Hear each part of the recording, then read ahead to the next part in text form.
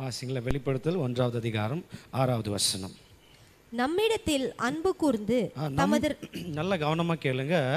நம்மிடத்தில் அன்பு கூர்ந்து தமது இரத்தத்தினாலே தமது இரத்தத்தினாலே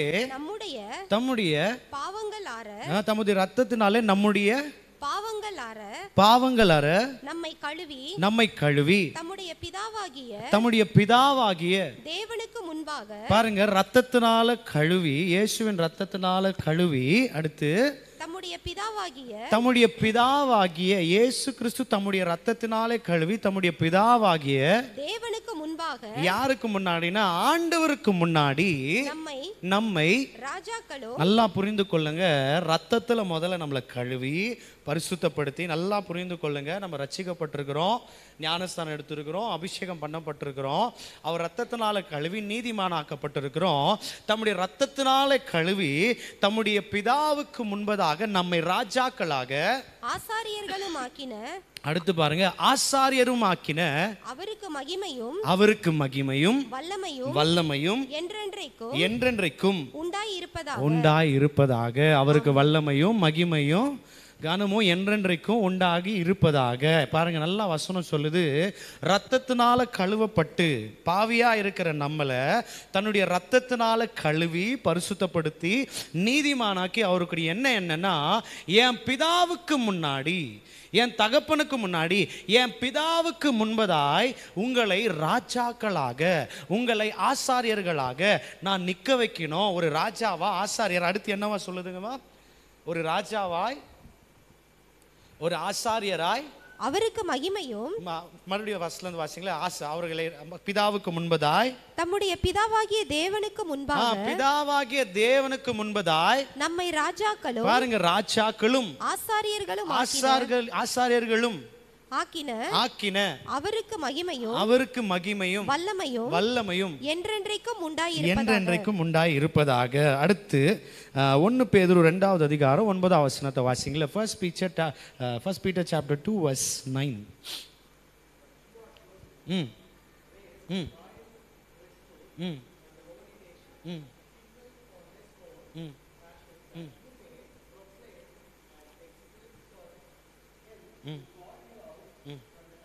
ம் நீங்களோ உங்களை அந்தகாரத்தினின்று, பாருங்க, மறுபடியும் இங்கேயும் போட்டிருக்குன்னா, அந்தகாரம் என்பது நம்ம வாழ்ந்ததான பழைய வாழ்க்கை. நான் வாழ்ந்துட்டு இருந்த தெரியுமா, பழைய மோசமான பிடியில அக்கிரமத்துல வாழ்ந்துட்டு இருந்த நீங்களோ உங்களை அந்தகாரத்தினின்று, பாருங்க, உங்களை அந்தகார பிடியிலிருந்து தம்முடைய ஆச்சரியமான ஒளியின் இடத்திற்கு வரவழைத்தவருடைய புண்ணியங்களை அறிவிக்கும்படி தெரிந்து கொள்ளப்பட்ட சந்ததியாகியும் ராஜரீகமான ஆசாரிய கூட்டமாகவும் பரிசுத்த ஜாதியாகவும் அவருக்கு சொந்தமான ஜனமாயும் இருக்கிறீர்கள். அல்லேலூயா. சத்தம் அல்லேலூயா சொல்லுங்களேன். என்ன சொல்லுதுன்னா, அந்த இடத்துலையும் அவருடைய ரத்தத்தினாலே கழுவுனதுக்கு பிற்பாடு பிதாவுக்கு முன்னாடி ராஜாவாக, பிதாவுக்கு முன்னாடி ஆசாரியராக. அல்லேலூயா. யாருக்கு முன்னாடினா, ஜனங்களுக்கு முன்னாடி ஒரு ப்ரொமோஷனோ, ஜனங்களுக்கு முன்னாடி பேரோ, ஜனங்களுக்கு முன்னாடி ஒரு பெரியதான ஃபேமோ, ஜனங்களுக்கு முன்னாடி பேரு புகழ் இல்லை, கர்த்தருக்கு முன்னாடி, அவருக்கு முன்னாடி. இயேசு கிறிஸ்து ஊழியம் செய்யும் போது கூட என்ன சொல்றாரு, என் பிதா என்னை பார்க்கிறாரு, என் பிதாவுக்கு பிரியமா நான் செய்கிறேன், அவருக்கு பிரியமா செய்கிறதுனால அவர் என்னை தனியா விட்டது கிடையாது, எனக்கு சாட்சி கொடுக்கிறவர் மேல இருக்கிறாரு, உங்களுடைய சாட்சி எனக்கு வேணாம். யோபு சொல்றாரு, என்னுடைய ரெக்கார்டு வந்து மேல இருக்கு, என்னுடைய சாட்சி, என்னுடைய காரியங்கள் எல்லாம் மேல இருக்கு. என்னைக்கு என்ன சொல்லுதுன்னா, இயேசுவால் தெரிந்து கொள்ளப்பட்டவர்கள், இயேசுவின் ரத்தத்தினால் கழுவப்பட்டவர்களா, இயேசுவிற்கு பின்னாடி போகிறவர்களா, இயேசுவின் சீஷர்களா, இயேசுவின் பிள்ளைகளா, மனுஷனுக்கு முன்னாடி ஒரு பெரிய ஆளா, மனுஷனுக்கு முன்னாடி பரிசுத்தவானா, மனுஷனுக்கு முன்னாடி ஊழியக்காரா, மனுஷனுக்கு முன்னாடி தீர்க்கதரிசியா, மனுஷனுக்கு முன்னாடி ஒரு பரிசுத்தவான்களை போல அல்ல, பிதாவுக்கு முன்னாடி நான் ஒரு பெரிய ஆசீர்வதிக்கப்பட்டிருக்கிற பிள்ளையா நான் காண்பிக்கப்படணும். அவருக்கு முன்னாடி நான் எப்படி இருக்கிறேன், அவருக்கு முன்னாடி நான் பரிசுத்தமா இருக்கிறேனா, அவருக்கு முன்னாடி நான் நீதியா இருக்கிறேனா, அவருக்கு முன்னாடி நான் சரியா நடக்கிறேனா, அவருக்கு முன்னாடி நான் பெர்ஃபெக்ட்டா இருக்கிறேனா. ஆதியாகத்துல 17வது அதிகாரம் 1ஆம் வசனத்துல ஆபிரகாமை கூப்பிட்டு ஆண்டவர் ஒரு வார்த்தை சொல்றார். வாசிங்களா, ஆதியாகமம் 17வது அதிகாரம் 1வது வசனம். Genesis chapter 17 verse 1. ஆதியாகமம் 17வது அதிகாரம் 1வது வசனம்.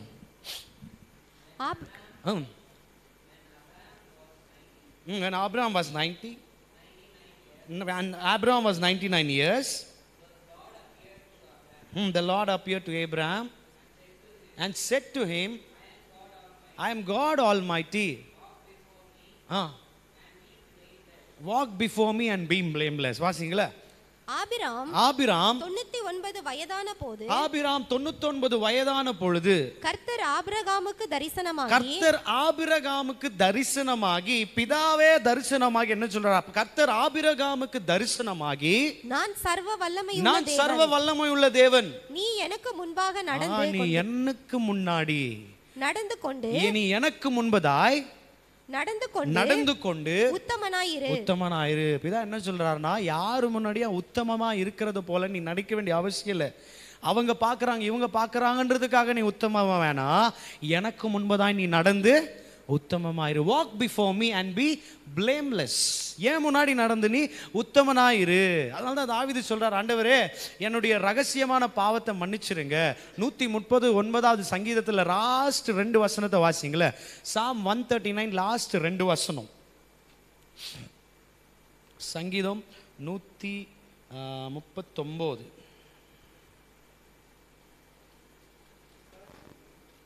Search me. எத்தனாவது வசனப்பா? 23 and 24.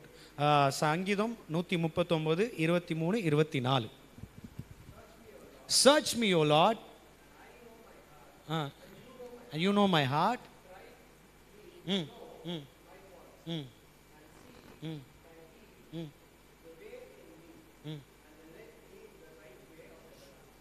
Amen. வாசிங்கம்மா.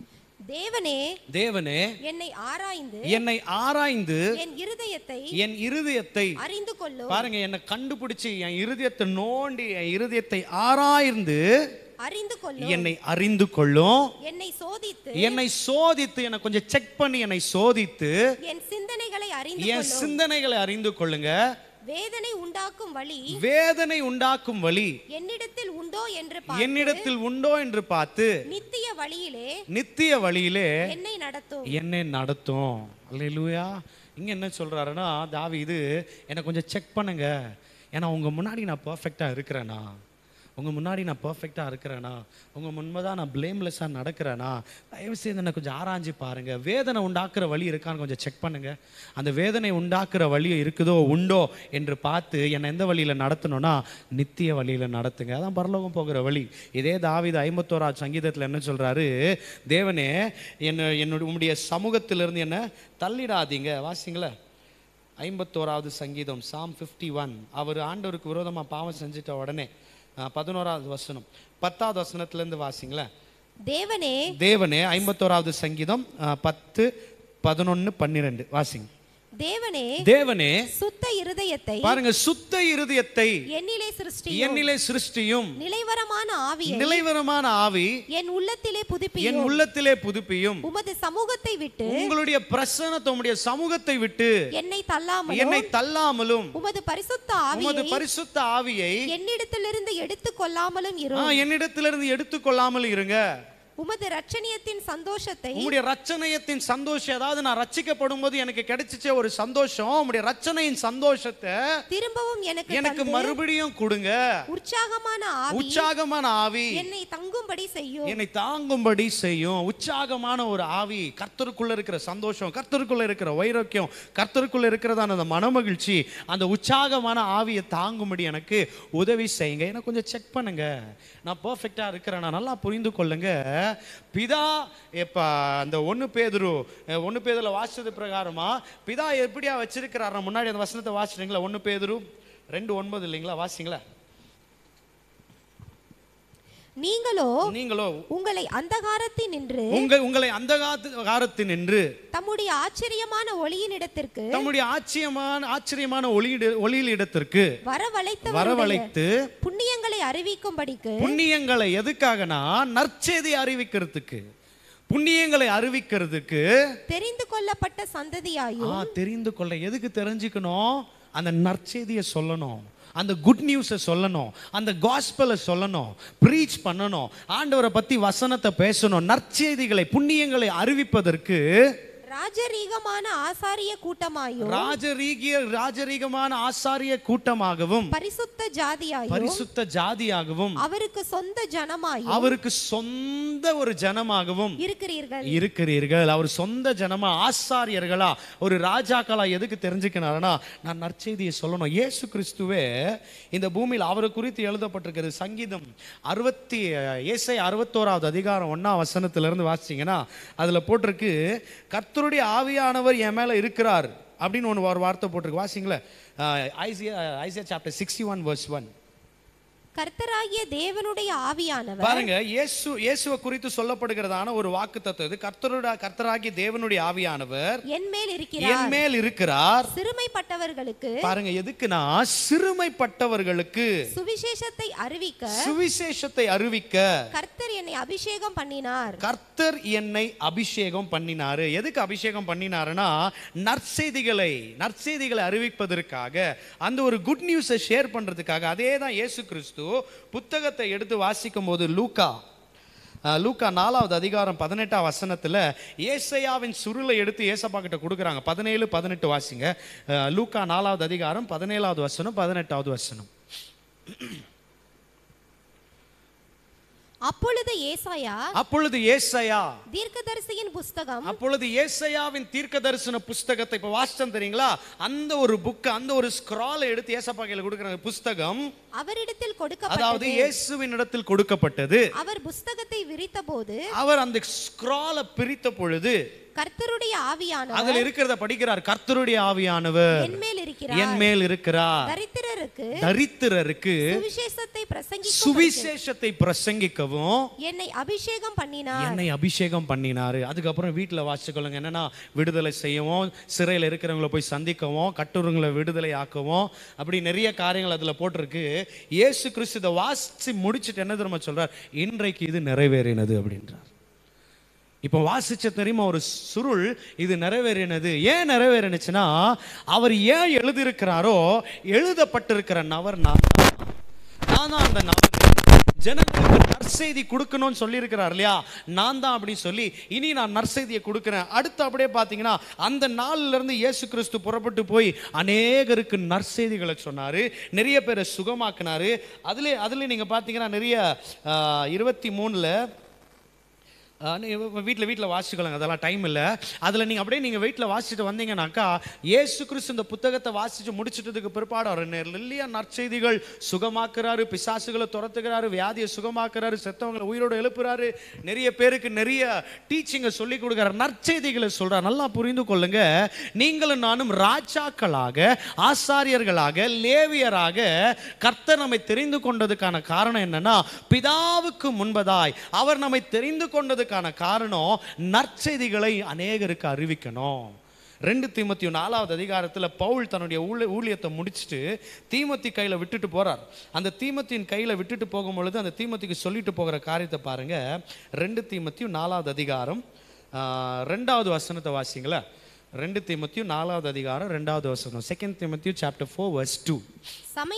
பாருங்க, டைம் இருந்தாலும் இல்லனாலும், சமயம் வாய்த்தாலும் சமயம் வாய்க்காவிட்டாலும் ஜாக்கிரதையாய் திருவசனத்தை ஜாக்கிரதையா பிரசங்கம் பண்ணு. அதுக்கப்புறம் கண்டனம் பண்ணு, திட்டு, சீர்திருத்து, புத்தி சொல்லி, சத்தியத்தை சத்தியமா பேசு, அவங்களுக்கு அறிவி அப்படின்னு சொல்லி பவுல் இந்த தீமோத்தி கிட்ட சொல்லிட்டு ஊழியத்தை முடிக்கிறார்.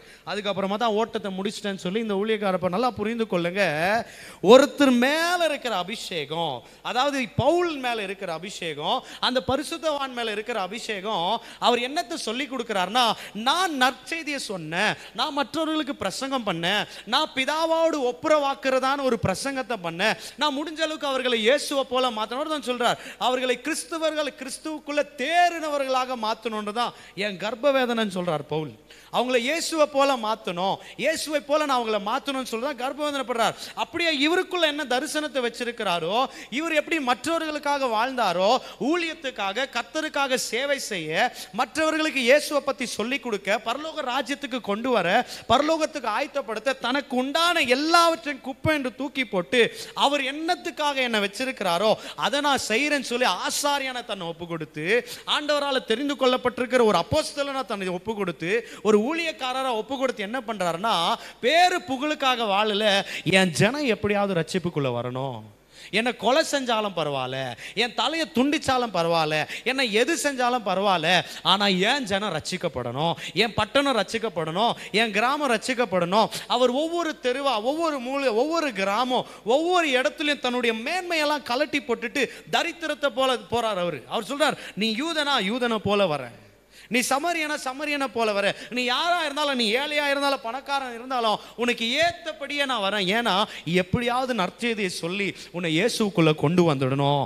இந்த அபிஷேகம் தான் நான் தெரிந்து கொள்ளப்பட்டிருக்கிற இந்த ஆசாரிய அபிஷேகம், அப்போஸ்தல அபிஷேகம், இயேசுவுடைய சீஷரின் அபிஷேகத்தை வைத்திருக்கிறேன்னா, இப்போ நான் முடிச்சிட்டு போறேன், நான் இதையே உங்ககிட்ட சொல்லி கொடுத்துட்டு போறேன். பேருக்காக, புகழுக்காக, பெருமைக்காக, எதுக்காக செய்யாத, நான் எப்படி செஞ்சோனோ அதே போல செய். இயேசு கிறிஸ்து என்னை பின்பற்றுவான்னு சொன்னார். இயேசுவுக்கு அப்புறம் ஒருத்தரும் சொல்ல என்னை ஃபாலோ பண்ணுங்கன்னு ஒருத்தரும் சொல்ல, நான் பவுலை தவறு. இந்த பவுல் சொல்றார், நான் இயேசுவை பின்பற்றினது போல நீங்க என் பின்னாடி வாங்கன்னு தைரியமா சொல்றார். நம்மளால சொல்ல முடியுமா?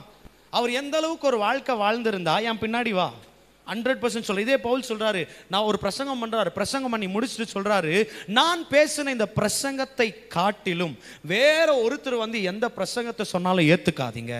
அது துருபதேசம், அது பிசாசின் உபதேசம், அது அந்தி கிறிஸ்துவின் உபதேசம். கான்ஃபிடென்ட்டா சொல்றாரு. ஏன்?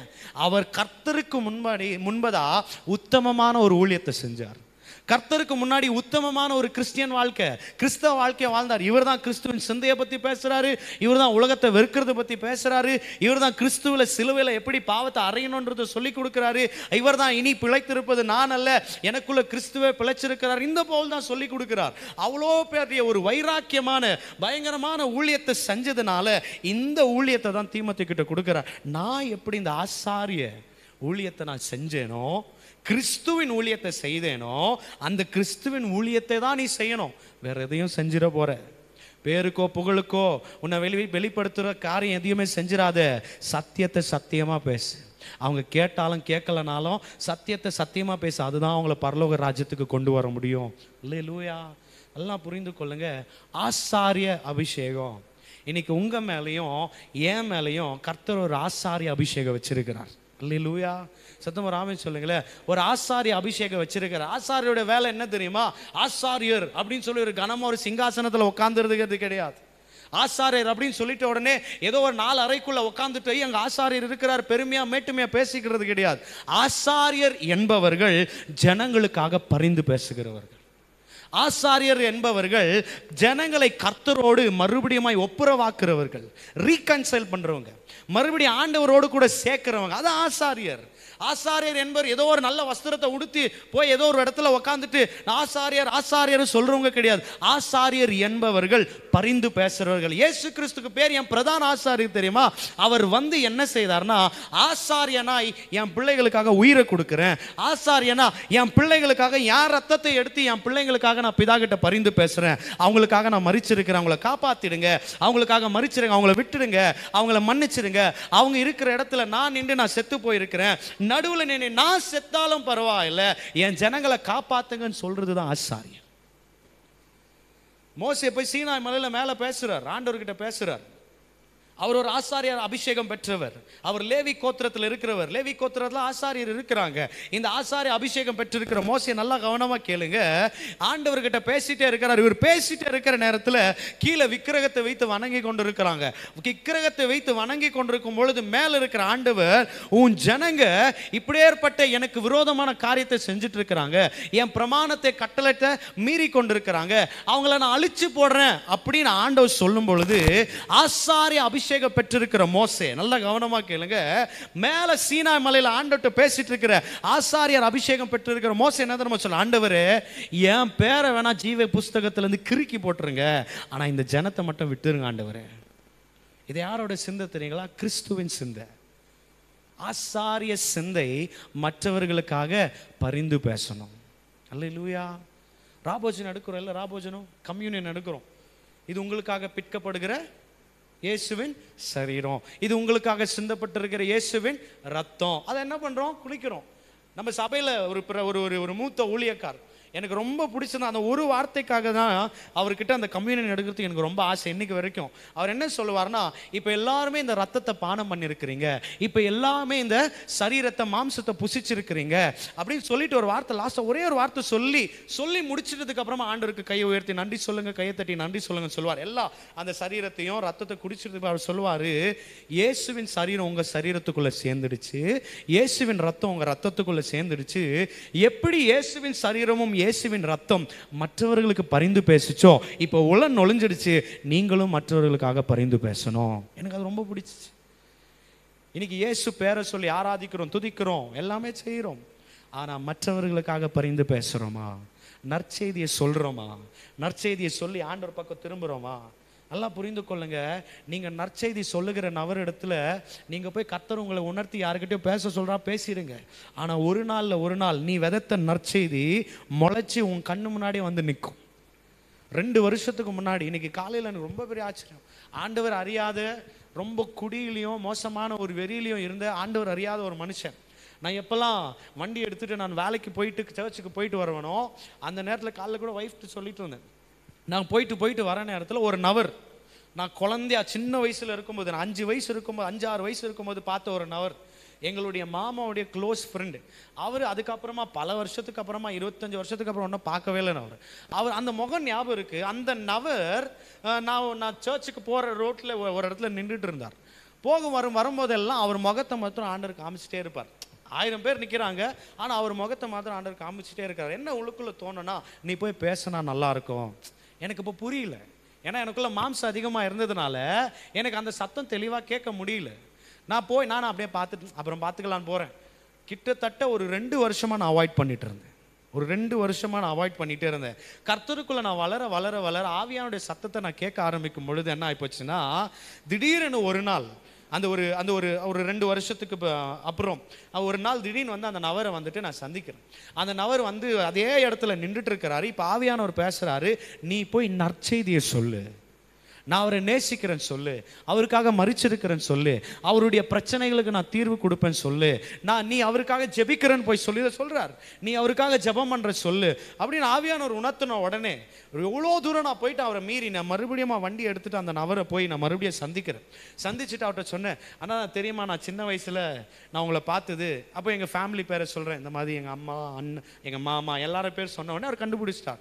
சொல்லுப்பா என்னப்பா ரொம்ப சந்தோஷம், எவ்வளோ பெருசாக இருக்கிற, வளர்ந்துட்டு இருக்கிற குழந்தைய பார்த்துந்து அப்படியெல்லாம் சொல்லிட்டதுக்கு பிற்பாடு அவர்கிட்ட சொன்ன, தெரிலனா நான் வந்துட்டு ஏசப்பாக்கு வேலை செய்கிறேன், நான் வந்துட்டு போயிட்டு இருக்கும்போது ரொம்ப நாள் ஆண்டு உங்கள் முகத்தை காமிச்சார், இன்னைக்கு தெரில ஏசப்பா உங்கள்கிட்ட போய் பேச சொன்னார், உங்களை ரொம்ப லவ் பண்ணுறாரு, உங்களை ரொம்ப நேசிக்கிறாரு, உங்களுக்காக ஜெபம் பண்ண சொல்கிறார், நான் ஜெபம் பண்ணுறேன், ஏசப்பா உங்கள் பிரச்சனைக்கு தீர்வு கொடுக்குறேன்றாரு, தயவுசெய்து நல்ல ஒரு சபைக்கு போங்க, ஆண்டவரை லவ் பண்ணுற எல்லாமே சொல்லிவிட்டு காட் பிளெஸ்ஸின்னு சொல்லி அவர் ஷோல்டர் மேலே தட்டிட்டு வந்துட்டேன். 2 வருஷம் கழிச்சு இன்றைக்கி காலையில் சர்ச்சுக்கு போயிட்டுருக்கிறேன். அவரும் அவங்க ஒய்ஃப் வண்டியில் வந்து எங்கள் வண்டிக்கு பக்கத்தில் நிற்கிறாங்க. அவரை பார்த்தோன்னே சந்தோஷமாயிடுச்சு. அவரோட என்னை பார்த்து கையை ஷேக் பண்ணிவிட்டு, தம்பி எப்படி இருக்கேன்னு சொல்லிட்டு, ஓகேண்ணா எப்படி இருக்கிறீங்க, எங்கண்ணா போயிட்டு வரீங்கன்னா, சர்ச்சுக்கு போயிட்டு வரேன். எனக்கு ரொம்ப ஷாக்கிங், என்ன சொல்கிறீங்கன்னா, சர்ச்சுங்க எங்கன்னா நல்ல ஒரு சத்தியம் பேசுகிற ஒரு சபைக்கு போயிட்டு வந்துட்டு இருக்கிறோம். ஆமாண்ணா ஞாபகம் இருக்கா, ரொம்ப சந்தோஷமாக இருக்குண்ணா, எனக்கு அவ்வளோ ஹாப்பியாக இருக்குது. நான் இப்போ தான் நான் இதே இடத்துல தான் உங்களை பார்த்த ஞாபகம் இருக்காண்ணா, எனக்கு நல்லா ஞாபகம் இருக்குது. நீ போயிட்டு ரிட்டன் வந்து என்கிட்ட ஏசப்பா சொன்னார், நீ சொன்ன அதுதானே? ஆமாண்ணா அதுதான், உண்மைதான், எனக்கு ரொம்ப சந்தோஷமாக இருக்குது. என்னைக்கோ விதைச்சேன், ஆனால் இன்னைக்கு சர்ச்சில் ஒரு விசுவாசி. நான் பெருமையாக சொல்லலை, ஏதோ ஒரு சின்ன கீழ்ப்படிதல், அவ்வளோதான். நான் நிறைய மிஸ் பண்ணியிருப்பேன். அந்த ஒரு சின்ன கீழ்ப்படிதல் நடந்த நான் நன்மையை ஏன் சொல்கிறேன்னா, நாம் நற்செய்தி சொல்வதற்காகவும் மற்றவர்களுக்கு பரிந்து பேசுவதற்காகவும் மட்டும்தான் நீங்களும் நானும் அழைக்கப்பட்டிருக்கிறோம், அபிஷேகம் பண்ணப்பட்டிருக்கிறோம். வேற எந்த பெருமைக்கோ மேட்டுமைக்கோ எந்த ஒரு பெரிய லீடருக்கோ ஸ்தானத்துக்கோ ப்ரொமோஷனுக்கோ பொசிஷனுக்கு இல்லை. நற்செய்திகளை சொல்லி பரிந்து பேசி நாம் மற்றவர்களை ரட்சிப்புக்குள்ளே கொண்டு வந்து தேவராஜ்யத்துக்குள்ளே சேர்க்கணும். அதனால தான் உன் பேர் ஆசாரியர். அதனால தான் உன் பேர் என்னன்னா ராஜாக்களாகவும் லேவியராகவும் ஆசாரியரும் தெரிந்து கொண்டார். ஆசாரியர்களுடைய பெரிய வேலை அவர்கள் நற்செய்தி அறிவிக்கணும். ரெண்டாவது, அவர்கள் பரிந்து பேசணும், மற்றவர்களுக்காக மன்னிப்பு வாங்கி கொடுக்கணும். அந்த ஆசாரியர் என்ன பண்ணுவாங்க, யாரன்னா பாவம் செஞ்சுட்டாங்கன்னா உடனே மிருகத்தை எடுத்துட்டு வந்து கொடுப்பாங்க. அந்த மிருகத்தை வெட்டிட்டு என்ன சொல்லுவாங்க, அவங்க பிதா கிட்ட ஜெபம் பண்ணுவாங்க, அவங்களுடைய பாவத்தை மன்னிச்சிருங்க. மோசையா தான் சொல்றார், அவங்கள மன்னிச்சிருங்க, என் பேரை நான் கிறுக்கி போட்டுருவங்க, அவங்கள மன்னிச்சிருங்க ஆண்டவரே. இன்றைக்கு இயேசு உன் சரீரத்தோடு கூட அவர் இணைஞ்சிருப்பார்னா நீயும் மற்றவர்களுக்காக பரிந்து பேசுவேன். இயேசு உன் சரீரத்தோடு கூட உன் ஜீவனோடு கூட உன் ரத்தத்தோடு கூட அவர் ரத்தம் இணைஞ்சிருச்சுன்னா நீ மற்றவர்களுக்காக பரிந்து பேசுவ, மற்றவர்களுக்கு நற்செய்தி சொல்லுகிறவனா இருப்ப. நீ அப்படியே மற்றவங்களுடைய பிரச்சனையை பார்த்துட்டு அப்படியே போற நபரா நீ இருக்க மாட்டேன். அல்லேலூயா. நல்லா புரிந்து கொள்ளுங்க, நீங்கள் ஆசாரியராய் இருக்கும்படி கர்த்தர் உங்களை தெரிந்து கொண்டிருக்கிறார். நான் சொல்லுதில்ல, ரத்தத்தினால கழுவி யாருக்கு முன்னாடியா, பிதாவுக்கு முன்னாடியா என்ன நிற்க வைக்கிறாரா, ஆசாரியனா. அவர் ஆசாரியராய் இருந்து அவர் மரித்து அவர் ரத்தத்தை கொண்டு அவர் ரத்தத்தினால நம்மை கழுவி, நான் எப்படி ஆசாரியனோ, எப்படி பவுல் தீமோத்தேயுகிட்ட ஊழியத்தை கொடுத்துட்டு போயிட்டாரோ, நம்முடைய இயேசு கிறிஸ்து இதப்பா நான் போறேன் அப்படின்னு சொல்லி ரத்தத்தில் அப்படியே கழுவி நம்மளை சுத்தமாக்கிட்டு என்ன பண்ணிட்டாருன்னா, இந்த என்னுடைய ஊழியத்தை உங்க கையில கொடுக்குறேன், இனி நீங்க ஆசாரியர்கள். எப்படின்னா என் மேல் இருக்கிற அபிஷேகம் மற்றவர்களுக்கு நல்ல செய்தி சொல்றதுக்கு எப்படி இருக்கோ, உங்க மேல அதே அபிஷேகத்தை வைக்கிறேன். நான் ஊழியம் செஞ்ச மாதிரி நீங்களும் ஊழியம் செய்யுங்க, நான் பேசின மாதிரி நீங்க பேசுங்க, நான் நேசிச்ச மாதிரி நீங்க நேசிங்க, நான் இருந்த மாதிரி நீங்க இருங்க, நான் சித்தத்தை செய்த மாதிரி நீங்களே செய்யுங்க. அவர் எப்படி ஒரு ஆசாரியராய், பிரதான ஆசாரியராய் எப்படி இந்த உலகத்துல பரிந்து பேசுகிறவராகவும் நற்செய்தி சொல்லுகிறவராய் சுற்றி திரிந்தாரோ, நன்மை செய்கிறவராய் சுற்றி திரிந்தாரோ, நீயும் நானும் அதே மாதிரி தான் சுற்றி திரியணும். நல்லா புரிந்து கொள்ளுங்க. இப்படி நீ ஆசாரியனா மாறணும்னா நல்லா புரிஞ்சுக்கோங்க, ஆசாரியனா அழைச்சிட்டாரு, ஆசாரியனா தெரிந்து கொண்டார், நீ ஆசாரியன் அப்படின்றத ரிமைண்ட் பண்ணிட்டாரு. ஆனா நீ ஆசாரியனா நாளுக்கு நாள் மாறணும்னா, ஆசாரியர் எங்க இருக்கணும்னா அந்த ஒரு பெரிய பரிசுத்த ஸ்தலம் என்கிறதான அந்த ஆசாரிப்பு கூடாரத்துக்குள்ளவே இருந்தாதான் ஆசாரியன் ஆசாரியனா இருக்க முடியும். ஆசாரியன் வேற எங்கேயும் போக மாட்டாங்க. ஆசாரியன் அந்த ஆசாரிப்பு கூடாரத்தை விட்டு கொஞ்சம் வாங்கப்பா கொஞ்சம் வெளியில போய் சுத்தி பார்த்துட்டு வரலாம், ஆசாரியருக்கு டைம் கிடையாது. கொஞ்சம் வாங்கப்பா கொஞ்சம் போய் வெளியில போய் கொஞ்சம் மூவி பார்த்துட்டு வரலாம், இல்ல மேட்ச் பார்த்துட்டு வரலாம், இல்ல இதை செஞ்சுட்டு வரலாம், ஆசாரியருக்கு டைம் கிடையாது. ஆசாரியர் பிரசன்னத்தில் உட்காந்து 4 பேருக்கு பரிந்து பேசிட்டே தான் இருக்கணும். நானும் கொஞ்சம் என்ஜாய் பண்றேன், நானும் மனுஷன்தான், ஆசாரியனா அழைச்சிட்டேன்னா உக்காரணும்.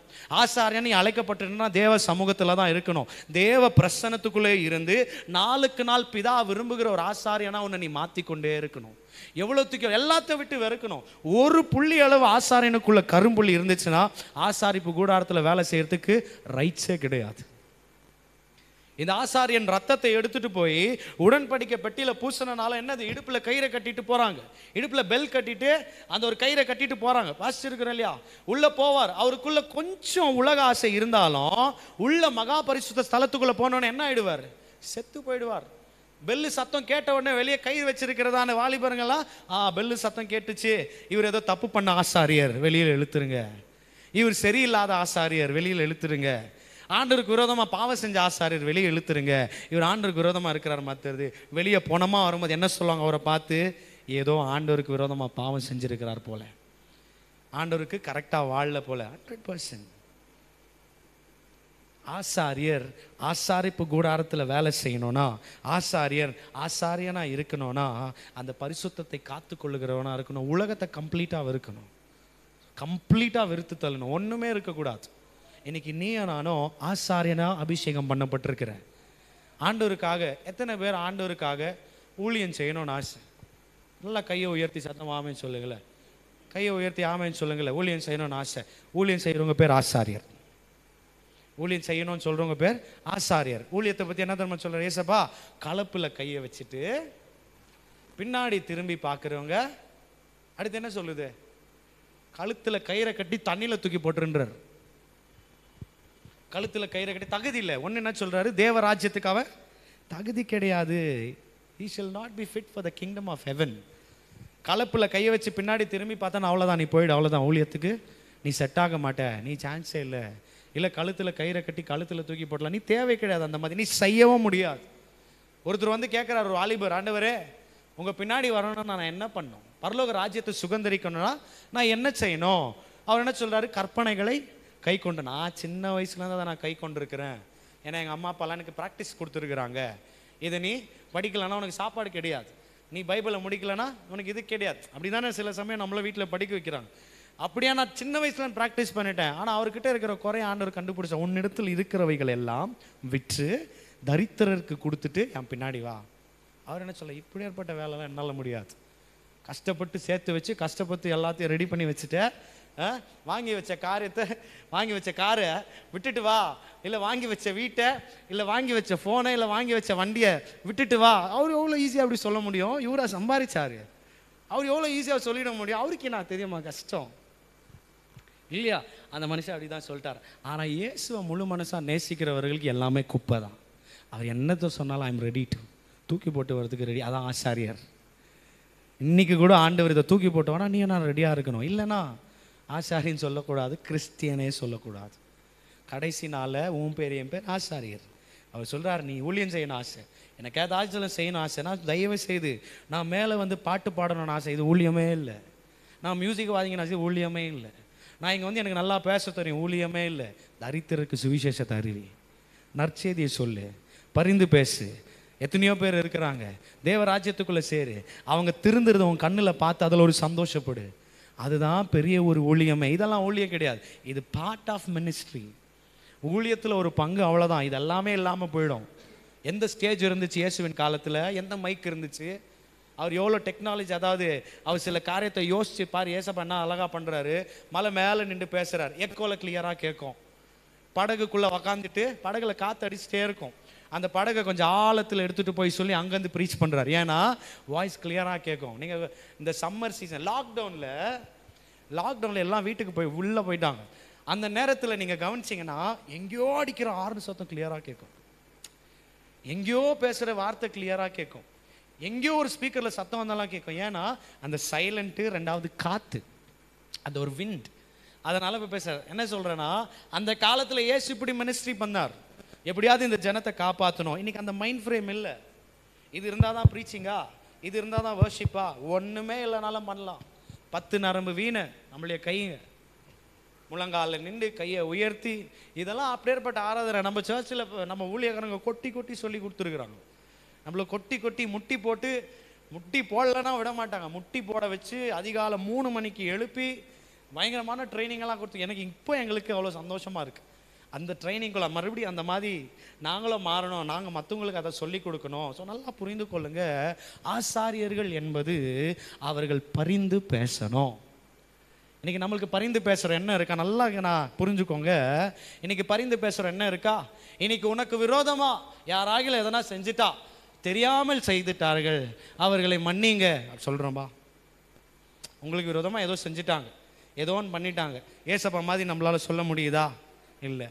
உடனே நமக்குள்ள ஒரு முன்கோபம், ஒன்று ஜன்ம சுபாவம் வெளியே வருது, கோபம், பகம், வைராக்கியம் எல்லாமே வருது. வந்து எதனா கடைசியில் என்ன சொல்லிவிடுவோம், நானும் மனுஷன் தானே.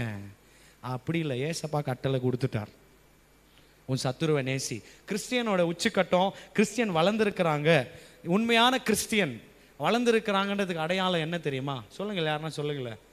கிறிஸ்டியன் வளர்ந்துருக்கிறாங்க, இவங்க உண்மையான கிறிஸ்டியன் அப்படின்னு சொல்கிறதுக்கு அடையாளம் என்ன? பேசுகிற பேச்சு, வேர்ல்டு டினை பண்ணுறது,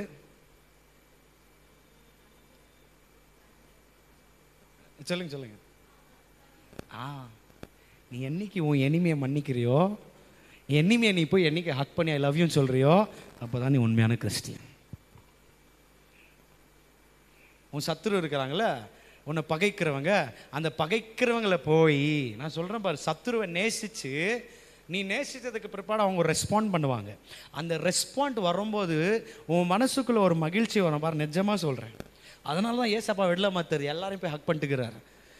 ஆமாம், நீ உன் சத்துருவை நீ நேசித்து அவங்கள நீ நேசித்து அவங்க ரெஸ்பாண்ட் பண்ணுவாங்க.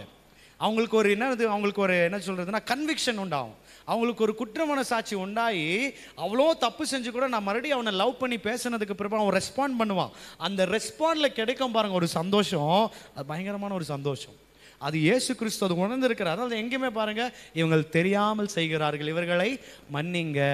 ஒரு கிறிஸ்டியன் வளர்ந்துருக்கிறாங்க, ஒரு உண்மையான கிறிஸ்தவனுடைய அடையாளம் சத்துருவை நேசிக்கிறது தான். நான் சத்துருவை நேசிக்காத, என்னை பகைக்கிறவங்களுக்காக ஜெபம் பண்ணாது இருந்தேன்னா நான் நிச்சயமாக ஆசாரியன் கிடையவே கிடையாது. அல்லேலூயா. ஸோ நல்லா புரிஞ்சுக்கோங்க, ஆசாரியர்களுக்குன்னு நிறைய தன்மை இருக்குது. ஆசாரியர்கள் பரிசுத்தமாக இருக்கணும். ஆசாரியர்கள் உலகத்தை வெறுத்து இருக்கணும். நல்லா புரிந்து கொள்ளுங்க, ஆசாரியர் பரிசுத்தமாக இருக்கணும், ஆசாரியர் உலகத்தை வெறுத்து இருக்கணும். ஆசாரியர்கள் அடுத்து என்னென்னா எங்கேயுமே அங்கெங்கேயும் போகக்கூடாது. ஆசாரியர் கம்ப்ளீட்டாக பிதாவே பற்றி கொண்டவர்களாக இருக்கணும். வேதத்தில் ஒரு வசனம் இருக்குது, வாசிங்க. இப்படி ஏற்பட்ட தன்மைகள் மறுபடியும் நான் சொல்கிறேன், ஆசாரியர்கள் பரிசுத்தமாக இருக்கணும். ஆசாரியர்கள் அடுத்து உலகத்தை கம்ப்ளீட்டாக வெறுத்தவர்களாக இருக்கணும். எதுவுமே அவங்களுக்கு இருக்கக்கூடாது. குடும்பத்தை, உலகத்தை, மாம்சத்தை வெறுத்து இருக்கணும், பரிசுத்தமாக இருக்கணும். எல்லாத்த காட்டிலும் இந்த ஆசாரியர்கள் மற்றவர்களுக்காக பரிந்து பேசணும், மற்றவர்களுக்காக பரிந்து பேசணும். அவங்க பரிசுத்தமாக இருக்கணும், உலகத்தை, மாம்சத்தை எல்லாத்தையும் வெறுத்து இருக்கணும். நல்லா புரிந்து கொள்ளுங்க, அவர் தாயாகிலும் பிள்ளையாகிலும் மனைவியாகிலும் கணவனாகிலும் வெறுத்துட்டு என்னை நேசிக்கணும் அப்படின்னா நல்லா புரிஞ்சுக்கோங்க, அவருக்கு ஃபர்ஸ்ட் ப்ரிஃபரன்ஸ் கொடுக்கணும். இன்னைக்கு இப்போ எனக்கு தாயெல்லாம் நான் வெறுத்துட்டு வந்துட்டேன், தாயெல்லாம் விட்டு வந்துட்டேன், குடும்பத்தை விட்டு வந்துட்டேன் அப்படின்னு சொல்லி வாயளவு கிடையாது. அவர் என்ன விரும்புகிறாருன்னா இங்கே கம்ப்ளீட்டாக இன்னைக்கு நீ உங்கள் வீட்டுக்குள்ளே உன் மனைவியோ இல்லை பிள்ளையோ குடும்பத்தையோ தாய் தகப்போ இருந்தாலும் ஆண்டவருக்கு தான் ஃபஸ்ட்டு நீங்கள் ஃபர்ஸ்ட் ப்ரிஃபரன்ஸ் கொடுக்கணும். ஆண்டவருக்கு பிற்பாடு தான் எல்லாரையும் நீங்கள் நேசிக்கணும். அப்படி ஆண்டவரை முக்கியத்துவம் கொடுக்கும் பொழுது தான் நீங்கள் எல்லாத்தையும் வெறுத்துட்டு அவருக்காக வாழ்ந்துருக்கிறீங்க. யாரும் இல்லைனாலும் இயேசு இருக்கிறார். நிறைய முறை ஏன் தெரியுமா, நம்ம யாரும் ஏதாவது சொல்லிட்டு அழுதுடுறோம், கஷ்டம் ஆயிடுது, எனக்கு யாருமே இல்லை, என்னை வெறுக்கிற மாதிரிக்குது, என்கிட்ட இப்போ சரியா பேசாத மாதிரி இருக்குது, எனக்கு மனசு கஷ்டமாக இருக்குது, என்னை மறந்துட்டாங்க மாதிரி தெரியுது, என்னை பிடிக்கல மாதிரி தெரியுது, என்னை ஏன் அவங்க அப்படி சொல்லிட்டாங்க, ஏன் அவங்களுக்கு அப்படி அழுக வருது சொல்லுங்கள்? இயேசுவை காட்டில் அவங்கள நேசிச்சிட்டீங்க. நீங்கள் அவங்கள காட்டி இயேசுவை நேசிச்சு பாருங்கள், அவங்க என்ன பண்ணாலும் சிரிச்சுட்டே இருப்பேன். ஆனால் இயேசு ஒரே ஒரு முறை உங்ககிட்ட பேசலைன்னா நீ அழுதுருவேன். நான் என்ன தப்பு பண்ணிட்டாண்டவரே, நான் என்ன துரோகம் பண்ணிட்டாண்டவரே, ஏன் என்கிட்ட பேச மாட்டேறீங்க, உங்கள் பிரச்சனை என்னால் உணர முடியல. இது மாதிரி ஓடி போய் உட்காந்து அழுதுரும், ஏன் என்னன்னு தெரியல ஆண்டவரே, ஃபீல் பண்ண முடியல உங்களால். இதுதான் உண்மை. இதுதான் ஆண்டவர் சொல்றார், எல்லாரும் காட்டிலும் என்ன அதிகமாக நேசி. ஆசாரியர்கள் எல்லாத்தையும் வெறுத்து இருக்கணும், ஆசாரியர்கள் பரிசுத்தமாக இருக்கணும், ஆசாரியர்கள் பரிந்து பேசணும். இப்படி ஏற்பட்ட தன்மை ஆசாரியருக்கு வரணும்னா, நல்லா கவனமாக கேளுங்க, இப்படி ஏற்பட்ட தன்மைகள் ஆசாரியருக்கு வரணும்னா ஆசாரியர்கள் அங்கும் இங்கும் சுற்றி கொண்டு இருக்கக்கூடாது. ஆசாரியர்கள் உலகத்தார போல அங்கே இங்கும் திரிந்து கொண்டு இருக்கக்கூடாது. ஆசாரியர்கள் அங்கே இங்கும் ஓடிக்கொண்டு இருக்கக்கூடாது. ஆசாரியர்கள் ஆசாரிப்பு கூடாரத்தை விட்டு விலகவே கூடாது. அவர்கள் இரவும் பகலும் அந்த ஆசாரிப்பு கூடாரம் என்கிற தேவ பிரசன்னத்திலேயே தான் தரித்து இருக்கணும். அங்கேயே தரித்து இருக்கும் பொழுது மட்டும்தான் நாளுக்கு நாள் நீ ட்ரெயின் ஆவ, நீ பரிசுத்தமாக ஆரம்பிப்ப, உலகத்தை வெறுக்கிறதான ஜெயம் கிடைக்க ஆரம்பிக்கும். மற்றவர்களுக்காக பரிந்து பேசுகிறதான ஒரு உள்ளம் அந்த பிரசனத்தில், அந்த தேவ பிரசனத்தில் அவருக்குள்ள இருக்கிற உள்ளம் உனக்குள்ள வர ஆரம்பிச்சிடும். நீ பிரசனத்திலே ஆசாரிப்பு கூடாரத்திலே தரிக்க தரிக்க தரிக்க தரிக்க தான் நீ ஆசாரியனா மாற முடியும். நீ வெளியே வந்து உள்ள போகும்போது ஆசாரியனா இருக்க முடியாது. அனலும் இல்லாமல் குளிரும் இல்லாமல் இருப்பேன் என்று சொன்னால் உன்னை வாந்தி பண்ணி போட்டுடுவேன், அவன் வெளியே எடுத்துருவேன், வேணவே வேணாம் எனக்கு. அவருக்கு இங்கன்னா இங்கே தான் இருக்கணும். தாவீது என்ன சொல்றாரு, உம்முடைய கூடாரத்தில் வாசமா இருப்பதே நான் விரும்புகிறேன், அங்கே நான் இருக்கிறேன். வேற எங்கெல்லாம் நான் 1000 நாள் வாழ்றதை காட்டிலும் உங்க ஆசாரிப்பின் கூடாரத்தில், உங்க கூடாரத்தின் மறைவில் இருக்கிறதே நான் ரொம்ப நாடுறேன். இந்த தாவீது நிறைய முறை சொல்லியிருக்கா, you are my hiding place. Psalm 32:7 நீரே என்னுடைய மறைவிடமா இருக்கிற. 119 சொல்றாரு. அதுக்கு பின்னாடி இருக்கிற அதிகாரத்துல சொல்றாரு, உம்முடைய கூடார மறைவில் மறைந்திருக்கணும், உம்முடைய கூடார மறைவில் நீங்க காத்துக்கொள்ளுகிறீங்க, உங்களுடைய பிரசன்னத்துக்குள்ள நித்திய பேரின்பம் உண்டு, மகிழ்ச்சி உண்டு, ஆலோசனை கிடைக்குது. நிறைய பிரசன்னத்தை குறித்து பேசுறார். தப்பு செஞ்சிட்டதுக்கு பிற்பாடு அவர் சொல்றார், இந்த பிரசன்னத்தை நான் மிஸ் பண்ணிடக்கூடாது. ஆசாரியர்கள் அந்த பிரசன்னத்திலே இருக்கும் பொழுது மட்டும்தான் அவர் விரும்புகிற ஆசாரியனா அவர்கள் மாற முடியும். ஆனா ஆசாரிப்பு கூடாரத்தை விட்டுட்டு நான் அங்கேயும் இங்கேயும் திரிஞ்சிட்டு மறுபடியும் வந்து ஆசாரிப்பு கூடாரம், நான் அங்கேயும் இங்கேயும் பாவத்தை செஞ்சுட்டு மறுபடியும் வந்து ஆசாரிப்பு கூடாரம், நான் அங்கேயும் அங்கேயும் உலகத்தை ஃபுல்லா என்ஜாய் பண்ணிட்டு மறுபடியும் வந்து ஆசாரிப்பு கூடாரம், ஆசாரியனை வாழ முடியாது. 4 பேருக்கு முன்னாடி என் ட்ரெஸ்லையும் என்னோட நடக்கிலையும் என்னுடைய உடையிலையும் என்னுடைய முகத்திலையும் எல்லாத்திலும் ஆசாரியனை போல நடிச்சு காண்பிச்சிடலாமே தவிர, ஆனா பிதாவுக்கு முன்பது ஆசாரியனை இருக்க முடியாது. தம்முடைய ரத்தத்தினால கழுவி யாருக்கு முன்னாடியா? தம்முடைய பிதாவுக்கு முன்பதாய் ஆசாரியனா நிற்க வைக்கிறார். மனுஷனுக்கு முன்னாடி பிதாவுக்கு முன்னாடி ஒரு ஆசாரியனா. இன்னைக்கு மனுஷன் முன்னாடி இருக்கிற ஆசாரியனா நீ நானும் மாறணும்னு அவசியமே கிடையாது.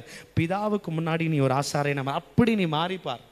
அப்படி பிரசன்னத்திலிருந்து ஆசானுடைய தன்மைகளை பெற்றுக்கோ. அதுக்கு பிற்பாடு நீ யாரெல்லாம் ரட்சிப்புக்குள்ள வரணும்னு நீ நினைக்கிறியோ, நீ அந்த பிரசன்னத்தை விட்டு வெளியே வரும்போதே, அதாவது அந்த இடத்துல இருந்து அந்த பிரசன்னத்தை சுமந்துட்டு நீ வெளியில போகும் பொழுதே, அந்த பிரசன்னத்தை சுமந்து போகும் பொழுதே மற்றவர்களை பார்க்கும் பொழுது ஆசாரியனுடைய உள்ளம் துடிக்கிற மாதிரி உள்ளம் துடிக்கும். ஆண்டவரே அவங்க பாவம், அவங்க ரட்சிக்கப்படணும் ஆண்டவரே, அவங்க இப்படியே அறுக்கிறாங்க ஆண்டவரே. தரித்திரரை பார்க்கும்போது, ரோட்ல யாராகிலும் பாவும்போது, பாவியை பார்க்கும் பொழுது, பாவத்தில் கஷ்டப்பட்டு இருக்கிறவங்களை பார்க்கும் பொழுது உள்ளம் துடிக்கும். எப்படியாவது நான் அவங்களை காப்பாற்றணும், எப்படியாவது அவங்கள மனம் திரும்ப வைக்கணும், எப்படியாவது இயேசுவை ஏற்றுக்கொள்ள வைக்கணும், எப்படியாவது தேவ ராஜ்யத்துக்குள்ள கொண்டு வரணும்னு சொல்லி துடிச்சுட்டே இருக்க. ரெண்டாவது என்ன தெரியுமா? இப்போ நீ மாறி கர்த்தர் விரும்புகிற ஆசாரியனா இருக்கிறதுனால நீ என்ன செய்யணும்னு நினைக்கிறியோ அது அப்படி ஆயிடும். அல்லேலூயா. பைபிளில் போட்டிருக்கு, சங்கீதம் 1:2-3 பார்த்தீங்கன்னா அதுவும் ஆசாரியருக்குரியது தான். கர்த்தருடைய வசனத்தை இரவும் பகலும் தியானிக்கிற மனுஷன் பாக்கியவான், அவன் நீர்க்காலங்கள். வாசிங்கள சங்கீதம் 1வது அதிகாரம் 2-3 சீக்கிரம் வாசிங்கள.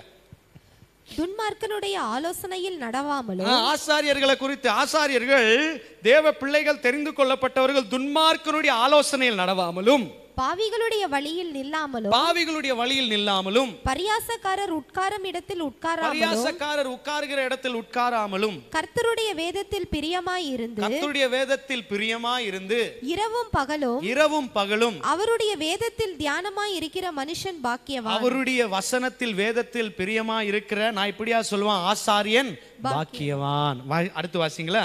அவன் நீர்க்கால்களின் ஓரமாய் நடப்பட்டு, அவர் நீர்க்காலங்களில் ஓரமாய் நடப்பட்டு தன் காலத்தில் தன் கனியை தந்து, தன் காலத்தில் தன் கனியை தந்து, அவன் நீர்க்காலங்களில் நடப்பட்டு தன் காலத்தில் கனியை தந்து, இலையுதிராதிருக்கிற மரத்தை போல் இருப்பான், இலையுதிராய் போல மரத்தை போல் இருப்பான். அவன் செய்வதெல்லாம் அவன் செய்வதெல்லாம் வாய்க்கும். இரவும் பகலும் வேதத்தை வாசிக்கிற பிள்ளையான இருப்பேனா, துன்மார்க்குடைய ஆலோசனை நடக்காம, பாவிங்க உட்காரத்துல உட்காராம, அப்படியேற்பட்ட கிரியைகள்லாம் செய்யாம வசனத்திலே உட்கார்ந்துருக்கிற பிள்ளையா நீ இருப்பேனா, ஆண்டவர்கிட்ட அபைட் ஆயிட்டேன்னு அர்த்தம். ஆண்டவரோடு நெருங்கிட்டேன்னு அர்த்தம். ஆண்டவர்கிட்ட நெருங்கிட்டதுக்கு பிற்பாடு அவர் மனசுல என்னெல்லாம் இருக்கும் உனக்குள்ள வந்துடும். சங்கீதத்தில் யோவான் 15வது அதிகாரம் 7ஆம் வசனத்தில் தான் போட்டிருக்கு, நிலைத்திருக்கிறது.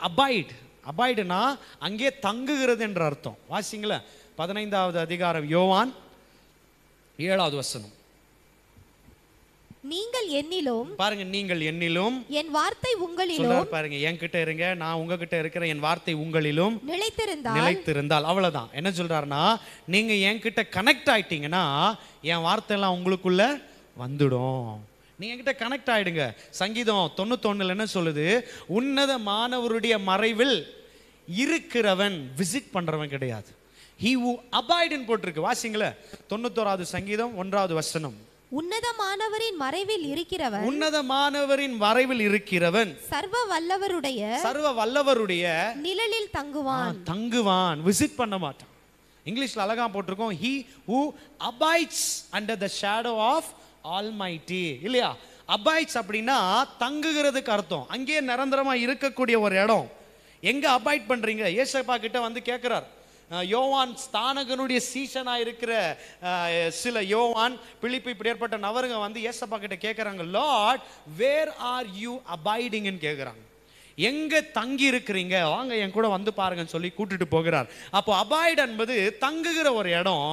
நீங்களும் நானும் பிரசன்னத்தில் தங்குகிறவர்களா இருக்கணும். ஆனா வந்துட்டு வந்துட்டு வந்துட்டு போகிறவர்களா இருக்கக்கூடாது. ஒரு விசிட் பண்ற நவராணி இருக்கக்கூடாது. ஆனா அந்த ஆசாரிப்பு கூடாரத்திலே தங்கும் பொழுது மட்டும்தான் நீ நாளுக்கு நாள் ஆசாரியனா மாற முடியும். 40 நாள் மேல வச்சு உருவாக்குறார் மோசையை. இன்னொரு 40 நாள் மறுபடியும் மேலே வச்சு உருவாக்குறார் மோசையை. பிரசன்னத்துக்குள்ள வச்சு அவர் வச்சு உருவாக்குனதுனால தான் அவர் ஆசாரியர்களை உருவாக்குற ஒரு ஆசாரியராக மாறிட்டார். அநேக ஆசாரியர்களை, ஆரோன் ஆசாரியனை உருவாக்கக்கூடிய ஒரு ஆசாரியனா இந்த ஒரு மோசே மாறிட்டார். கீழே வந்து ஆசாரிப்பு கூடாரத்தை கட்டக்கூடியதான ஸ்ட்ரக்சர், அந்த பிளானை ஆண்டவர் யார்கிட்ட கொடுக்குறாரு? இந்த மோசே கிட்ட. ஆசாரிப்பு கூடாரத்தை கட்டக்கூடிய பிளான் உங்ககிட்ட சொல்ற மோசே, நீ கீழே போய் அவங்க கிட்ட சொல்லி கட்டவை. ஆரோனை நியமிச்சிருக்கிற அந்த ஆரோனை நீ ஆசாரியனை தெரிந்து கொண்டு அபிஷேகம் பண்ணு. ஆசாரியரை உருவாக்குறார். உருவாக்கி என்ன தெரியுமா சொல்றாங்க? அந்த ஆசாரியர் எங்க இருக்கணும்ன்றது சொல்லி கொடுக்குறார். நல்லா புரிந்து கொள்ளுங்க. நீங்க தேவ சமூகத்திலேயே எவ்வளோத்துக்கு எவ்வளோ தரிக்கிறீங்களோ அவ்வளோத்துக்கோளோ நீங்க பிரதான ஆசாரியர் இருக்கிற இயேசுவை போல மாற ஆரம்பிச்சிருவீங்க. நீங்க பிரதான ஆசாரியர் இருக்கிற இயேசுவை போல மாற மாற மாற மாற மற்றவர்கள் மேல கம்பேஷன் ஆட்டு வரும். மற்றவர்கள் மேல மனதுருக்க வரும். அந்த கம்பேஷன் வரும். மற்றவர்களை பார்த்துட்டு இன்னைக்கு வரைக்கும் திரும்பி போயிட்டு இருப்ப. ஆனா நீ யாரை பார்த்தாலும் பாரம் வரும். சுவிசேஷத்தை சொல்லணும், நற்செய்திகளை சொல்லணும், பரிந்து பேசணும், எப்படியாவது ஆண்டவருடைய அன்பை உங்கள்ட்ட பகிர்ந்துக்கணும்னு ஒரு துடிப்பு உள்ள இருந்துட்டே இருக்கும். அந்த நவரை மாத்துகிற வரைக்கும் உன்னால ஓயவே முடியாது. உன்னால அமைதியா இருக்க முடியாது. எப்படியாவது அந்த நவரை இயேசுக்குள்ள கொண்டு வந்து அவங்களுடைய நிலைமையை மாற்றணும். நீ செய்வதெல்லாம் வாய்க்கும். ஏன் தெரியுமா? இப்போ அபைட் ஆகிட்டு இருக்கிற. அல்லேலூயா. ஸோ நீ ஆசாரியன். கடைசி ஒரே ஒரு வசனத்தை சொல்லி முடிக்கிறேன். இந்த ஆசாரியனை குறித்து வசனம் போட்டிருக்கு. 21வது லேவி ராகமும் 12வது வசனம் வாசிங்களேன். 21:12 லெவிட்டிகஸ் 21:12. பரிசுத்த ஸ்தலத்திலிருந்து புறப்படாமலும், நல்லா கவனமா கேளுங்க. அதுக்கு மேல இந்த வாசிங்களா, பிரேதம் கிடக்கும் இடத்தில், இல்ல அதுல இருந்து வாசிங்க. 12:12 இருந்து வாசிங்க. பரிசுத்த ஸ்தலத்திலிருந்து நல்லா கவனமா கேளுங்க. பரிசுத்த ஸ்தலத்திலிருந்து புறப்படாமலும், பரிசுத்த ஸ்தலத்திலிருந்து புறப்படாமலும், தன் தேவனுடைய பரிசுத்த ஸ்தலத்தை பரிசுத்த குலைச்சல் ஆக்காமலும் இருப்பானாக. இரண்டாவது பரிசுத்த குலைச்சல் ஆக்காமலும் இருப்பானாக. அவனுடைய தேவன் அபிஷேக தைலம் என்னும் ஒரு கிரீடம் அவன் மேல் இருக்கிறது. நான் கர்த்தர். அல்லேலூயா. இது யாருக்கு தெரியுங்களா? ஆசாரியருக்கு, பிரீஸ்டுக்கு. என்ன சொல்றாங்கன்னா, he shall not depart out of that tabernacle. ஆசாரிப்பு கூடாரத்தை விட்டு அவர் என்ன பண்ணக்கூடாதா? போகக்கூடாதான். ரெண்டாவது வெளியே போகல, உள்ள உட்காந்து பாவம் செய்யக்கூடாதான்.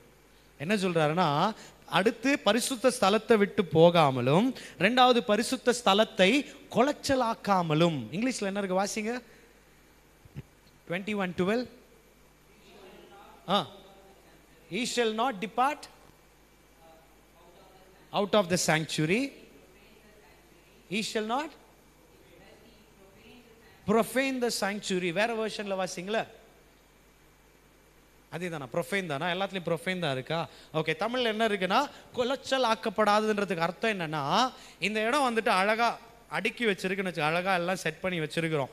இந்த இடத்துல வந்து இந்த ஸ்பீக்கர் கீழே விழுந்து, அந்த சேர் கீழே விழுந்து, இந்த ஸ்டாண்டு கீழே விழுந்து, எல்லாம் இந்த மேட்டெல்லாம் பிச்சு அலங்கோலமா இருந்துச்சுன்னா அதுக்கு பேர் தான் கொலைச்சல். அலங்கோலமாக்கப்படுது, ஒரு கொலைச்சல். பரிசுத்த ஸ்தலத்தை அவன் கொலைச்சல் ஆக்காமலும் இருப்பான். நல்லா புரிந்து கொள்ளுங்க. ஆசாரியன் என்று அழைக்கப்பட்டிருந்தாலும் அந்த ஆசாரியன் உலகத்துக்கு சிந்தையை கொடுத்துட்டா அந்த ஆசாரியனால உள்ள இருக்கிற சர்ச்சை கெடுக்க முடியும், உள்ள இருக்கிற பரிசுத்த ஸ்தலத்தை கெடுக்க முடியும். ஆசாரியன் வெளியில போக கூடாது. ரெண்டாவது ஆசாரியன் உள்ள இருந்து உள்ள இருக்கிற காரியத்தையும் கெடுக்க கூடாது. அப்படி இருந்தால் மட்டும்தான் அவன் மேல் அபிஷேகம் தைலம் என்கிற ஒரு கிரீடம் வைக்கப்படும் என்று கர்த்தர் சொல்லுகிறார். நல்லா புரிந்து கொள்ளுங்க. அபிஷேகம் தைலம் என்கிற ஒரு கிரீடம், அதுல தைலம் கிடையாது. அதுக்கு பேரே ஆண்டவர் என்ன கொடுக்கிறார்னா, அபிஷேகம் தைலம் என்கிற கிரீடம். ஆவிக்குரிய அர்த்தம் என்னன்னா, அந்த கிரீடத்தை உன் மேல வைக்கும் பொழுது அபிஷேகத்தின் எண்ணெயானது உன் மேல வழிந்து ஓட ஆரம்பிச்சு. ஆரோன் அபிஷேகம் பண்ணப்பட்ட போது என்ன தெரியுமா போட்டிருக்கு? அவர் அபிஷேகம் பண்ண உடனே ஆசாரியனாய் அவர் மேல் ஊற்றப்பட்ட தைலம் தலையிலிருந்து தாடியில வழிஞ்சு அப்படியே வஸ்திரமெல்லாம் நனைஞ்சு போச்சு. அந்த அபிஷேக தைலம் அப்படியே வஸ்திரம்லாம் நனைஞ்சு போச்சான். அந்த அபிஷேகம் தைலம் என்பது பரிசுத்த ஆவியானவருக்கு அடையாளம். அந்த தைலமானது தலையில இறங்கி அப்படியே தாடி வரைக்கும் இறங்கி வஸ்திரம் எல்லாம் இறங்க. வஸ்திரத்துக்கு அப்புறம் என்ன? கீழெல்லாம் அப்படியே என்னது சிந்திட்டே போகுது. அந்த அபிஷேகம் தைலமானது உன் மேல ஊற்றப்படுகிற அபிஷேகம் உன் தலையிலிருந்து உன் வஸ்திரத்திலிருந்து நீ கீழே எங்கெல்லாம் நிற்கிறியோ, நீ ஆசாரியனா உண்மையா கர்த்தருடைய சமூகத்துல தரித்திருந்து சபையை கொலைச்சலாக்காம பரிசுத்தத்தை காத்து கொண்டு வாழ்கிற ஒரு ஆசாரியனை இருப்பேனா, நீ நிற்கிற இடத்துலையும் பிளெஸ்ஸிங்கா இருப்ப, போகிற இடத்துலையும் பிளெஸ்ஸிங்கா இருப்ப. உன் மேல இருக்கிற அபிஷேகம் அப்படியே கொட்டும். நாளுக்கு நாள் உன்னால இந்த இடம் அப்படியே பிரைட்டா மாறிட்டே இருக்கும். நாளுக்கு நாள் உன்னால உன் வீடு பிரைட்டா மாறிட்டே இருக்கும். நாளுக்கு நாள் உன்னால நீ எந்த இடத்துல நிக்கிறியோ அந்த இடத்துல அதிகமாயிட்டே இருக்கும். ஏன்னா நீ பிரசன்னத்தில் இருக்கிற. வேலை செஞ்சாலும் பிரசன்ஸ்ல இருக்கிற, வண்டி ஓட்டினாலும் பிரசன்ஸ்ல இருக்கிற, நீ உட்கார்ந்தாலும் பிரசன்ஸ்ல இருக்கிற, நீ எழுந்தாலும் பிரசன்னத்தில் இருக்கிற, நீ பிரசன்னத்திலே தரிக்கிற ஆசாரியனா இருப்பேனா உன் மேல அபிஷேகம் தைலம் வழிந்து ஓடிட்டே இருக்கும். அந்த அபிஷேகம் வழிந்து ஓட ஓட ஓட ஓட நீ எங்கெல்லாம் நிற்கிறியோ அந்த ஜனங்களுக்கெல்லாம் நீ ஆசீர்வாதமா மாறிடுவேன். மோசே மேல அபிஷேகம் இருந்துச்சு, அத்தனை லட்சத்துக்கு அவர் ஆசீர்வாதமா மாறினார். யோசுவா மேல இருந்துச்சு, அத்தனை ஜனங்களுக்கு அவர் ஆசீர்வாதமா மாறுறார். வேதத்தில் இருக்கிற அத்தனை பேர், தாவீது மேல இருந்துச்சு, அத்தனை ஜனத்துக்கு அவர் ஆசை. ஏன் அவ்வளவு விடுங்க, இயேசு என்கிறதான நம்மளுடைய மாஸ்டர், அவர் மேல் அந்த கிரீடம் என்ற அந்த கிரீடம் இருந்துச்சு, அபிஷேகம் இருந்துச்சு. அவரே ஒரு ஆசாரியனா இருந்தார். உலகத்துக்கே அவர் ஆசீர்வாதமா மாறிட்டாரு. இன்னைக்கு நீயும் நானும் ஆசாரிப்பு கூடாரத்தை விட்டு பிரியாத ஆசாரியனாய் உள்ள உக்காந்து பரிசுத்த கொலைச்சல் ஆக்காம அந்த இடத்துல கர்த்தருடைய பரிசுத்தை எப்படியாவது இந்த இடத்த, அதாவது இந்த ஸ்தலத்தை பரிசுத்தமா காத்துக்கொள்ளுகணுன்ற சிந்தையில பரிசுத்தத்தை காத்துக்கொள்ளுகிற ஒரு பிள்ளையா நீ இருந்து அப்படியா நீ கர்த்தருக்குள்ள இருக்கிற பிள்ளையா இருப்பேனா, கர்த்தர் உன்னிமித்தமாய் அநேக காரியத்தை செய்வார். அடுத்து உன்னிமித்தமா நிறைய பேருக்கு பரிந்து பேசுகிற ஒரு உள்ளம் நீ மாறிடுவ. நாளுக்கு நாள் நீ பரிசுத்தமா மாற ஆரம்பிச்சிருவ. நாளுக்கு நாள் கிறிஸ்துவின் சிந்தை உனக்குள்ள வர ஆரம்பிச்சிடும். உன்னே அறியாம மற்றவர்களுக்காக பரிந்து பேச நிக்கிற இடத்துல ஜெபம் பண்ணாம இருக்க முடியாது, துதிக்காம இருக்க முடியாது, மற்றவர்களுக்காக ஜெபிக்காம இருக்க முடியாது. எப்படியாவது நீ ஆசாரியனா மாறி மற்றவர்களை மாற்றுகிற ஒரு பிள்ளையான மாறிடுவேன். மற்றவர்களை கர்த்தருக்குள்ள கொண்டு வர ஒரு பிள்ளையா மாறிடுவேன். இன்னைக்கு வரைக்கும் பிரச்சனை என்னன்னா, நீ ஆசாரியன் என்பதை மறந்து இருக்கிற. நீ நானும் எதுக்காக ரத்தத்துல கழுவி இருக்கிறோன்றத மறந்துட்டு இருக்கிறோம். வாசிங்களா அந்த வசனத்தை, வெளிப்படுத்தல் 1:6 மறுபடி, தம்முடைய குமாரனுடைய ரத்தத்தினால, அவர் ரத்தத்தினாலே, வாசிங்களா வெளிப்படுத்தல் 1வது அதிகாரம் 6வது வசனம். நம்மில் அன்பு கூர்ந்து தமது வாசிங்க வாசிங்க இரத்தத்தினாலே, மறுபடி தமிழ். நம்மில் அன்பு கூர்ந்து, எங்க மேல, நம்ம மேல நம்மில் அன்பு கூர்ந்து, தமது இரத்தத்தினாலே, பாருங்க, நம்மில் அன்பு கூர்ந்து இயேசு தம்முடைய இரத்தத்தினாலே நம்முடைய பாவங்கள் ஆற நம்மை கழுவி, நம்முடைய பாவங்களார நம்மை கழுவி. எவ்வளவு அழகா இருப்பாருங்க. நம்முடைய பாவங்களார நம்மை கழுவி நம்முடைய பிதாவாகிய தேவனுக்கு முன்பதாய் நம்மை ராஜாக்களும் ஆசாரியரும் ஆக்கின அவருடைய மகிமையும் வல்லமையையும் என்றென்றைக்கும் உண்டாயிருப்பதாக. அல்லேலூயா. இப்ப சொல்லுங்க, நீங்க யாருக்கு முன்னாடி ஊழியக்காரரா இருக்கணும்? சொல்லுங்க சத்தமா, சத்தமா சொல்லுங்களேன். யாருக்கு முன்னாடி? உங்க அப்பாவுக்கு முன்னாடியா? உங்க அம்மாவுக்கு முன்னாடியா? பாஸ்டருக்கு முன்னாடியா? இல்லை எந்த உன் ஃப்ரெண்டுக்கு முன்னாடியா? மேலே பார்க்குற பிதாவுக்கு முன்னாடி. யார் என்னை பார்க்கலனாலும் என் அந்தரங்கம் ஃபுல்லாக அவருக்கு தெரியும். என் ரகசியம் முழுதும் அவருக்கு தெரியும். அவருக்கு எல்லாமே நிர்வாணமாக இருக்கிறது. அவர் கண்களுக்கு மறைவா ஒன்றுமே இல்லவே இல்லை. பிசாசு என்ன தெரியுமா, அப்படியே நம்ம கண்ணை மறைச்சிட்டு ஒருத்தர் பார்த்துட்டு இருக்கிறாருப்பா அப்படின்னே யோசிக்க விட மாட்டோம். இஷ்டத்துக்கு வாழ விட்டுட்டு இருக்கிறோம், இஷ்டத்துக்கு என்ன உலகத்தை என்ஜாய் பண்ண விட்டுருக்கிறோம். ஆனால் இன்றைக்கு மறுபடியும் ஆண்டவர் நம்மளை கிள்ளி மறுபடியும் உணர்த்தி காமிச்சிக்கிறேன். நான் அவனை பார்த்துருக்கிறேன். பார்க்குற தேவன் எப்படி தெரியுமா, இரக்கம் உள்ளவர். நான் அவனை மன்னிக்கிறேன், மறக்காத. நான் அவனை மன்னிச்சிடுறேன், மன்னிச்சு நான் மறந்துடுறேன். ஆனால் நான் அவனை ஆசாரியனா அழிச்சிருக்கிறேன். தயவுசெய்து உள்ளவாப்பா. நான் அவனை மாற்றணும்னு நினைக்கிறேன், நான் அவனை மறுரூபப்படுத்தணும்னு நினைக்கிறேன், நான் உன்னை யூஸ் பண்ணணும்னு நினைக்கிறேன், என் குமாரனுடைய சாயல் உனக்குள்ளே வைக்கணும்னு நினைக்கிறேன். அப்படி வச்சு உன்னை யூஸ் பண்ணி நிறைய பேர் உன்னை கொண்டு நான் மாற்றணும்னு நினைக்கிறேன். மறுபடியும் உள்ளவான ஆண்டவர் கூப்பிடுறார். இன்னைக்கு வரைக்கும் நம்மளை மறக்க வச்சு உலகத்துக்கு பின்னாடி பிசாசு போட வச்சான். ஆனால் இன்றைக்கி நம்ம அறிக்கை செய்யணும், இருக்கிற இடத்துல எழுந்து நின்று, ஆண்டவரே மறுபடியுமாய் தாவீது மாதிரி restore me Lord, renew me with the right spirit. என்னை மறுபடியும் நான் ஆசாரியன், உங்கள் முன்னாடி, மனுஷன் முன்னாடி இல்லை, உங்கள் முன்னாடி ஆசாரியனா என்னை ஒப்பு கொடுக்குறேன், உங்கள் முன்னாடி என்னை ஒப்பு கொடுக்குற ஆண்டவரே. அப்படி நீ மாறி பாரு, உன் குடும்பம் எப்படி மாறுன்றதை நீ பார், உன் நண்பர்கள் எப்படி மாறுறாங்கன்றதை பார். ஹல்லேலூயா. ரேகா ரபா சாந்தே ரெடேரே சந்தரடமனாந்துடா. ஹல்லேலூயா. ஒரு முறை அபிஷேகம் பெற்றிருக்கிறோம், ஒரு முறை அந்நிய பாஷை பேசியிருக்கிறோம், ஒரு முறை துதிச்சிருக்கிறோம். அது திருப்தி ஆயிடாதீங்க, அதில் நீ திருப்தி ஆயிடாத. அவர்கள் தரித்திருக்கணும், அவர்கள் வெளியில் போயிடக்கூடாது. யோசித்து கொள்ளுங்க. எத்தனையோ முறை நீ போகிற இடத்துல பிரசன்ஸ் ஃபீல் ஆகுதா? உனக்கு எந்த இடத்துலையாவது நீ ஆண்டவரை உணர முடியலன்னா புரிஞ்சுக்கோ, நீ பிரசன்னத்தை விட்டு வெளியில் வந்துட்டேன்னு அர்த்தம். நீ படிக்கிற இடத்துல உன்னால் ஆண்டவரை ஃபீல் பண்ண முடியலன்னா நீ வெளியில் வந்துட்டு ஆசாரியனா மாறிட்டேன்னு அர்த்தம். நீ வேலை செய்கிற இடத்துல ஆண்டவரை மறந்துட்டேன்னா அந்த இடத்துல நீ வெளியில் வந்துட்டேன்னு அர்த்தம், ஆண்டவரை மறந்துட்டேன்னு அர்த்தம். அப்போ ஆசாரியனா நீ வாழலை. அந்த நேரத்தில் என்ன நடக்கும் தெரியுமா? உன் நிமித்தமாய் சபை ஆசீர்வதிக்கப்பட்டிருக்காது, உன் நிமித்தமாய் சபை குலைச்சலாயிடும். நல்லா புரிந்து கொள்ளுங்க. சபை என்பது முதலாவது நீ தான் சபை. சபை என்கிற உன் சரீரம் தான் முதலாவது கெட்டு போயிடும்.